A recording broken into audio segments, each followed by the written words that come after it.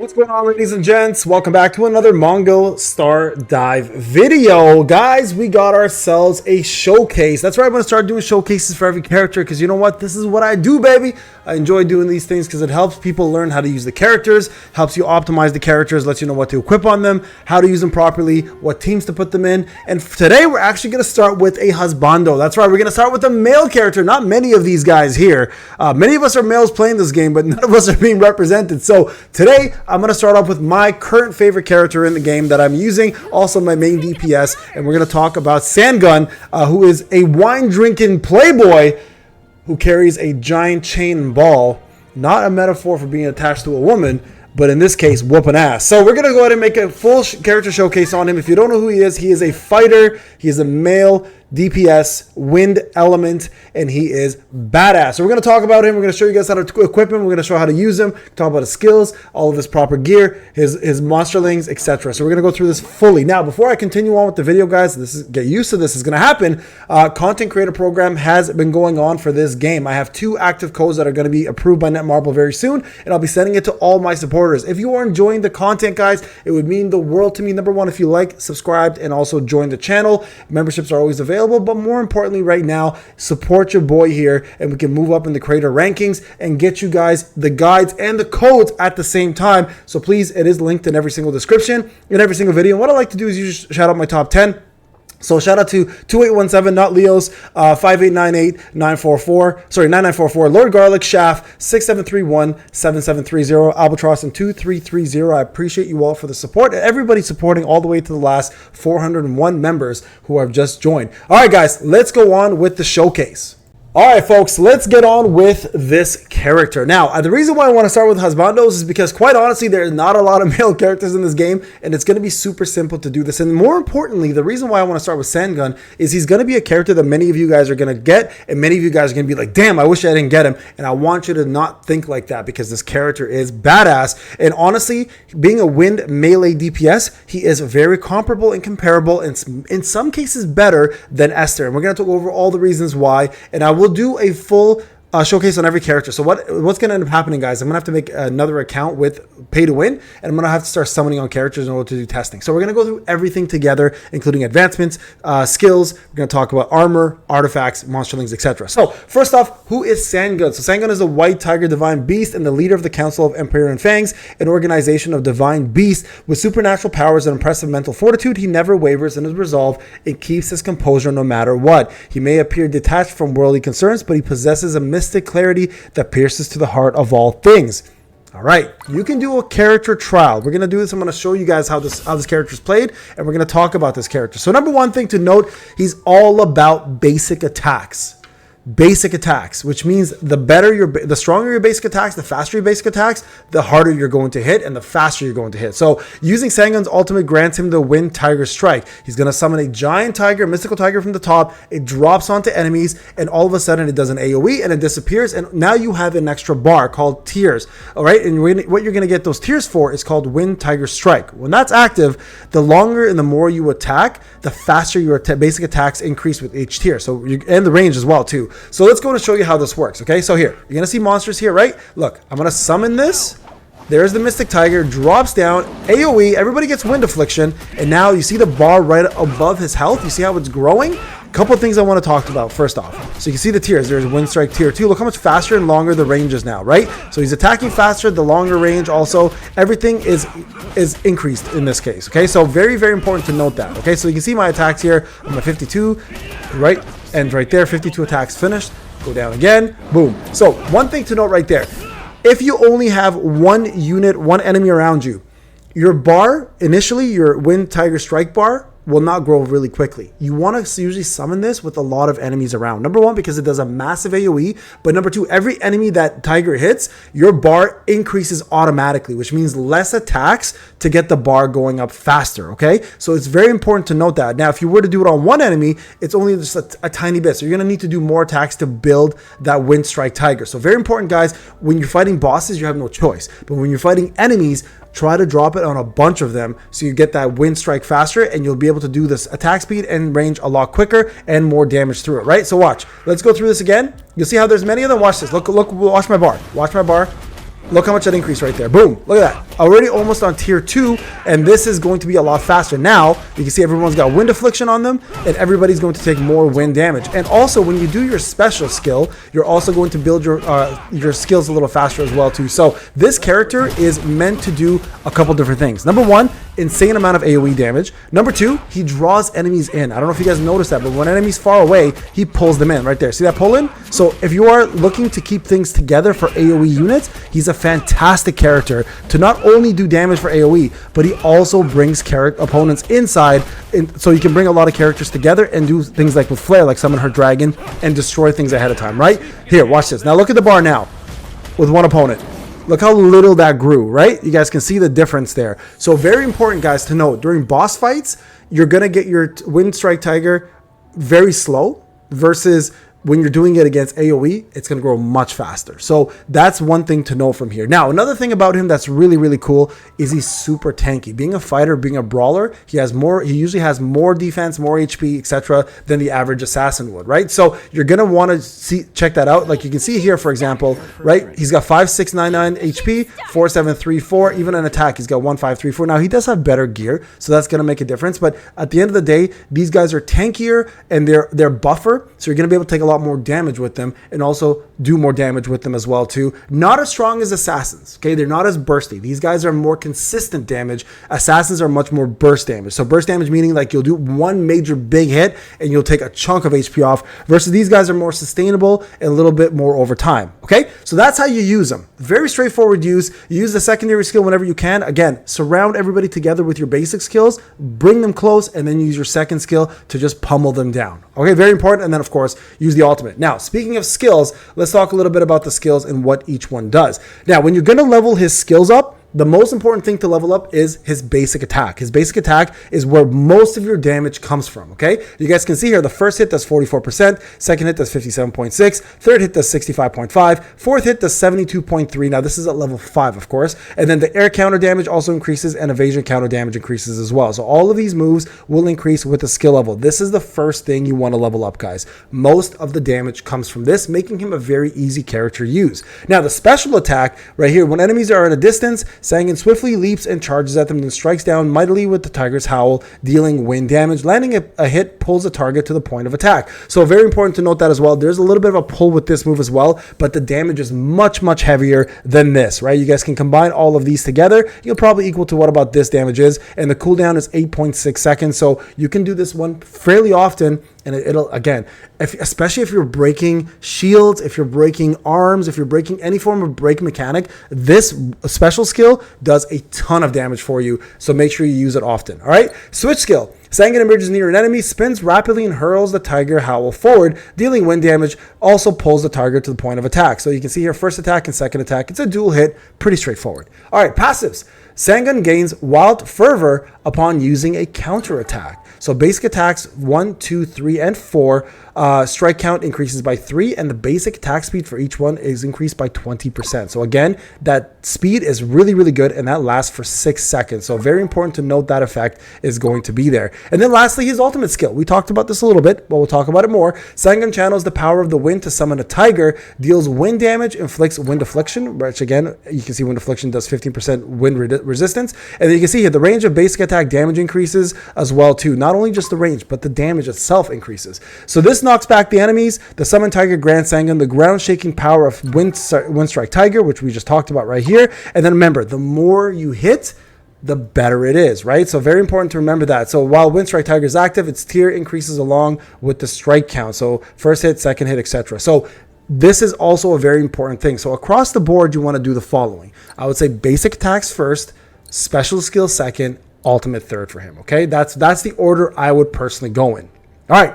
That covers skills. We've talked about them. We've showed them. Let's move on to the next thing, and that is equipment. What equipment do you want to use? Now, very important to remember, 5-star equipment is going to be superior in artifacts, but this is free to play, so we're going to talk about which one to use. Ideally, you want to summon this, Bloody Struggle, okay? So Bloody Struggle, I've got 2 of them, luckily, and I was able to get a second one, so I leveled it up. And if you're going to you want to go ahead and enhance that eventually to move it up even further. But the reason why this one is important is Bloody Struggle, when equipped by a fighter, specifically has to be him. He's a fighter, right?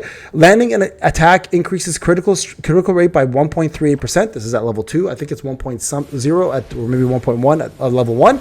Max stacks to 10 times. So you can see I'm doing about 12% more crit rate, and the cooldown is 0.1 seconds. Because he uses basic attack so often, you absolutely want to make this going. And then the duration of this is 50 seconds. So landing a critical hit removes all effect stack. So this is going to guarantee crits more often, and that's what you want. You want him to be built crit rate, crit damage, and you want as much damage as possible through his basic attack. So very important. Now you can see the fusion here. When you get to fusion 5, I don't know if you guys can see it. Let me move my screen a little bit. So you gain 0.06% attack boost for every 10 points of fighter proficiency. So it's very important, guys, to build fighter proficiency stat for him. You might ask how you do that. Remember that. I will talk about it shortly, okay? So this right here is probably the best 4-star that I had. If you don't have a 4-star, this is the one I was using before, which increases his attack based on 30% of his defense, and it's super easy to do. It's called defense is the best offense.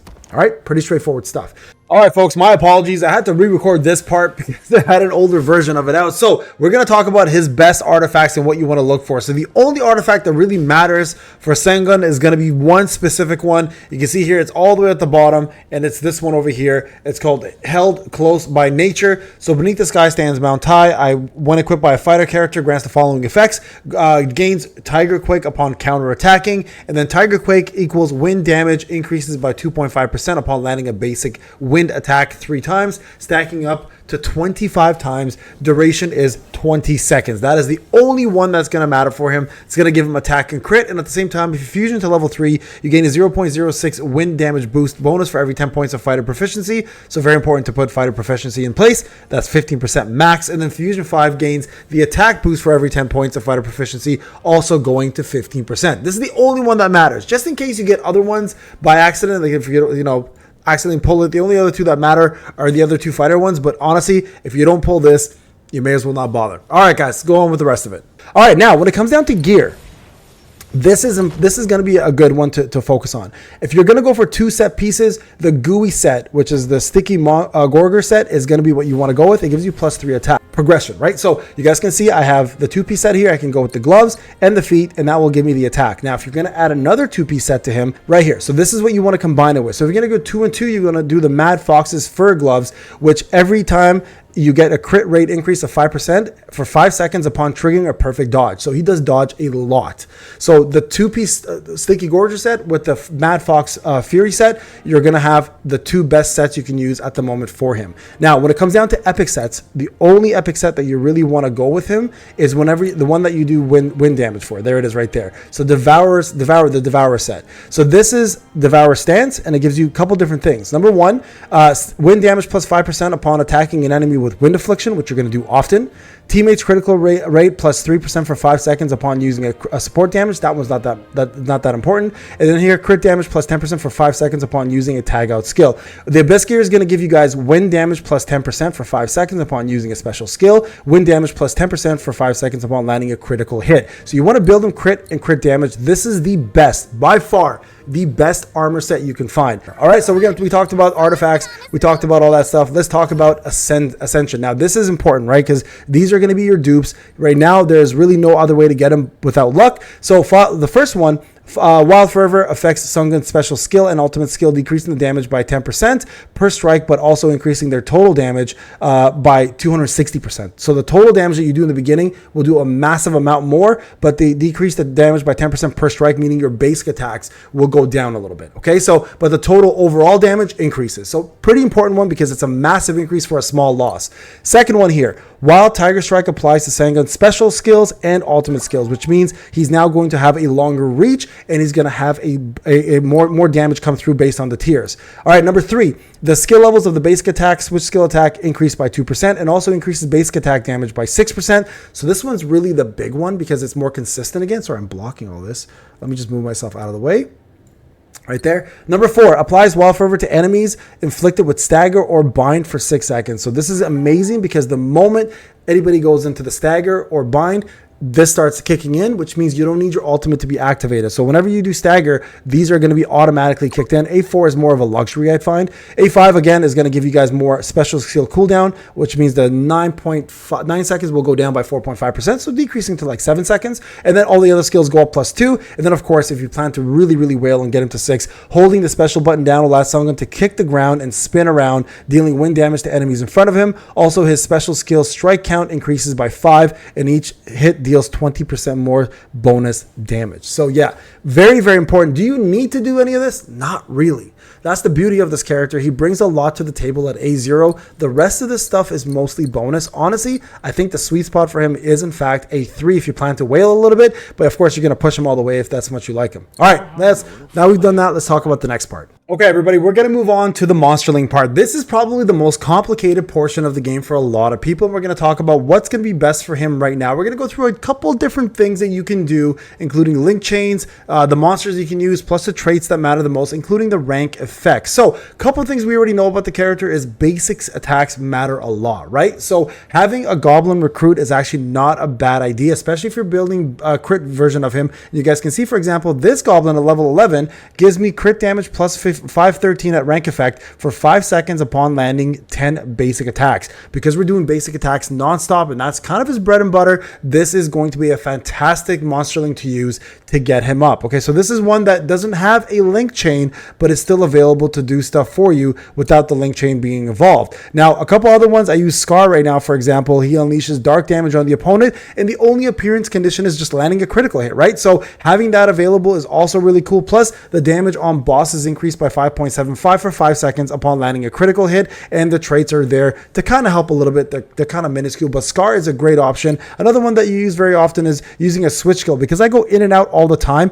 Doing 10 consecutive attacks on the opponent will give me 3.25% for 10 of attack for 10 seconds. So this is another really good one. Tag lock is one I use as well, but there's many good options that you can use. Anything with basic attacks, guys, is going to be your friend. Okay, so anytime you see anything with basic attacks, definitely use those opponents, or you use those rank effects, because they're the ones that are going to give you the most amount of bang for your buck. And honestly, you won't find anything better without that. So that's probably going to be the best one. So I would say goblins are really good. The two here I use, there's going to be more to come on this. There's going to be a lot of testing involved. Now, one thing I can tell you though is traits. So let's go into the filter section.